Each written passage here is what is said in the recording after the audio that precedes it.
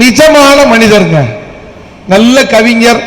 என்னிடம் காஞ்சுருட்டான் கொஞ்சம் கையில் இருக்கிறது போன்ற கவிதைகளுக்கு சொந்தக்காரர். திடீர்னு பார்த்தீங்கன்னா ஃபேஸ்புக்கில் யாரை நம்பி நான் பிறந்தேன்னு சினிமா பாட்டுக்கு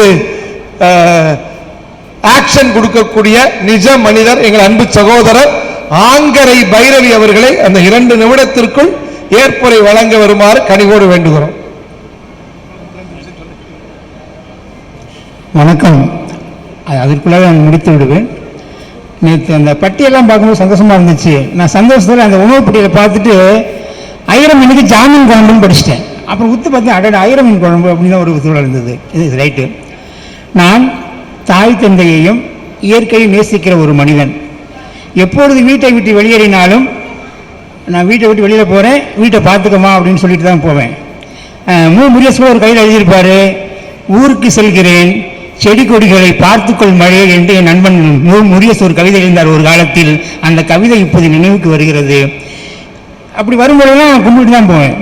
நான் 96 புதுக்கோட்டைக்கு வரும்பொழுது ஒரு வாசகராக வந்தேன், அப்புறம் ஒரு படைப்பாளராக வந்தேன், பார்வையாளராக வந்தேன், இப்பொழுது ஒரு விருதாளராக வந்திருக்கிறேன்.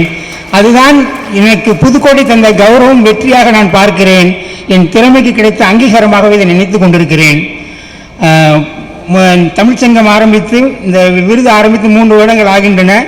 முதல் வருடம் இந்த அரங்கத்திற்கு வந்த பொழுது நானும் ஒரு நாள் விருதாளராக வருவேன் என்று இந்த மண்டபத்தை பார்த்து கை கூப்பிட்டு வெளியே போவேன்.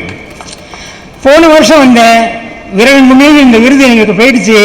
அடுத்த வருடம் கோணவாட்சியோடு வருவேன் என்று கையெடுத்து கும்பிட்டு போயிட்டேன். இப்போ கோணவாட்சியோடு வந்திருக்கிறேன். நல்ல படைப்பை கொண்டாடுகிற புதுவை தமிழ்ச்சங்கத்திற்கு தங்கமூர்த்தி அண்ணன் உள்ளிட்ட அனைவருக்கும் என் நன்றியை தெரிவித்துக் கொள்கிறேன். நன்றி, வணக்கம்.